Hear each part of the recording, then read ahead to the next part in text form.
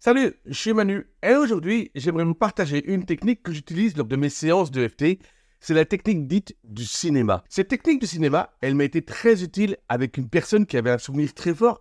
Elle ne voulait pas en parler parce qu'il avait une énorme honte, juste lorsqu'il se rappelait l'événement. Et c'est toujours pareil, le cerveau, il fait pas la différence entre la réalité et la fiction.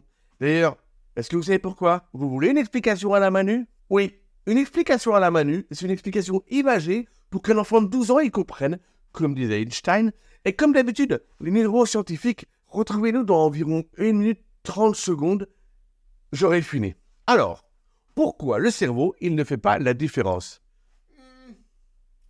J'entends des sceptiques. Très bien.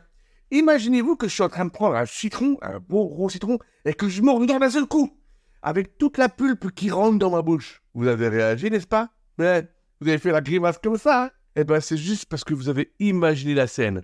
Déjà, je ne l'ai pas fait, je l'ai juste raconté. Alors voilà. Donc maintenant, pourquoi le cerveau, il ne fait pas la différence?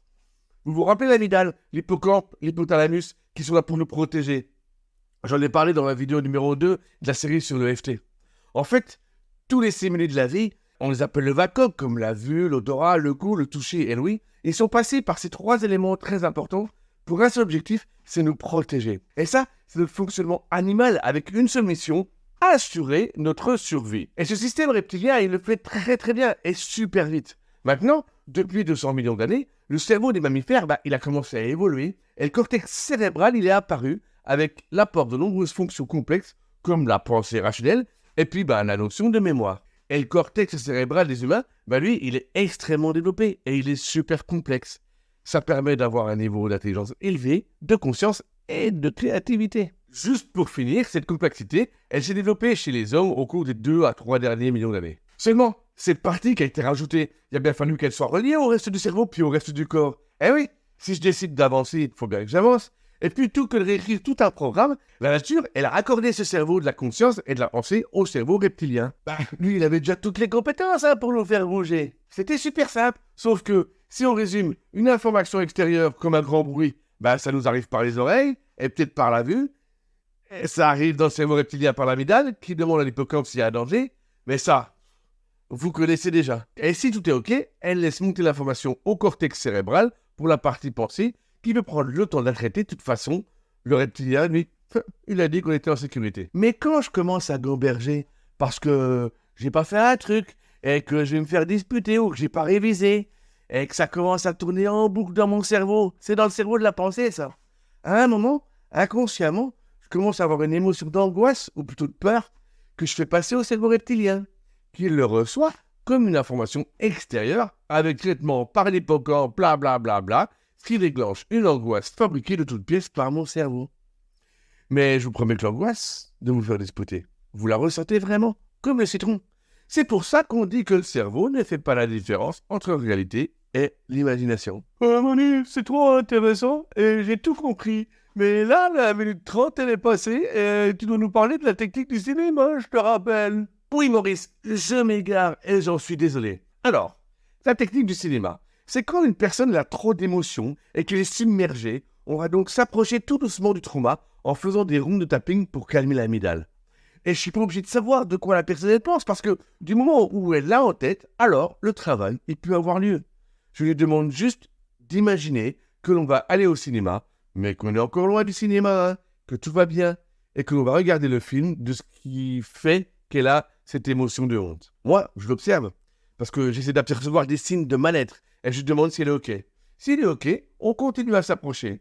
Et s'il n'est pas OK, je lui demande juste qu'elle me dise ce qu'elle ressent, quelle émotion, quel ressenti de 0 à 10 et où est dans son corps. C'est utile pour moi parce qu'après la ronde de tapping, en redemandant les mêmes questions, ça me permet de valider qu'un aspect du trauma il a été nettoyé. C'est-à-dire que la charge émotionnelle liée au trauma, elle est partie du souvenir.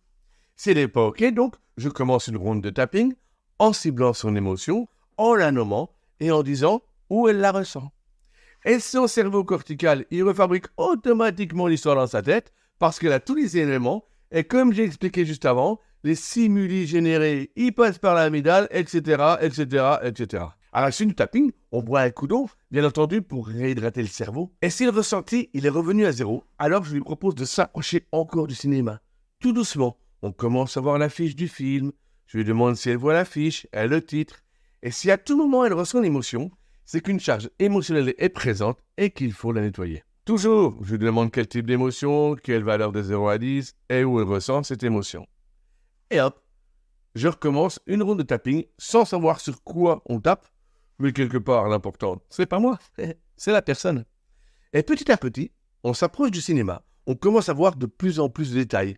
Et ensuite, je continue la séance avec la technique de l'histoire, qui est exactement le même processus que la technique du cinéma, mais à chaque fois que l'on a tapé pour nettoyer une charge émotionnelle, on recommence l'histoire au début. Promis, la prochaine fois, je vous raconterai le témoignage de Frédéric. C'est un homme qui est venu vers moi en visio pour un sujet qui lui faisait ressentir de la honte depuis 38 ans. Et au début de la séance, il n'a pas réussi à m'en parler. Il avait trop d'émotions qui le submergeaient. À la fin de la séance, il a réussi à me le raconter. Et aujourd'hui, je suis un peu le gardien avec lui de cette histoire. Je suis à chaque fois bluffé par les réussites que j'obtiens grâce à l'EFT. Et c'est bien l'EFT que je mets en avant. Moi, je suis qu'un simple opérateur qui utilise des techniques qui libèrent les gens des traumas et qui peuvent avoir lieu depuis des années. Gary Craig, l'inventeur de la méthode, il raconte dans son livre qu'il arrivait à enlever des troubles de stress post-traumatique à des militaires américains en une seule séance. Alors que depuis plusieurs années, ils faisaient constamment des cauchemars et ils dormaient plus la nuit. Et ils étaient incapables de retrouver une vie sociale correcte. Cette méthode, elle est folle. Et si vous ou une personne proche avez des boulets aux pieds et qui vous bouffe la vie, contactez-moi. Tout est dans les commentaires. On fera une séance et je vous promets, c'est sans obligation d'achat. On essaye, on cherche, un peu à la Colombo, voir où est le trauma, on nettoie les traumas, et à la fin de la séance, on regarde s'il y a eu des améliorations. Et s'il y a eu des améliorations, alors on continuera sur quelques autres séances. Eh oui, il arrive que les traumas, ils aient plusieurs aspects, et pour être complet, il faut les nettoyer tous. Une prochaine fois, je vous raconterai l'histoire de Paul, qui avait des angoisses depuis 17 ans. Et quand vous allez voir le pourquoi, vous serez ébahis.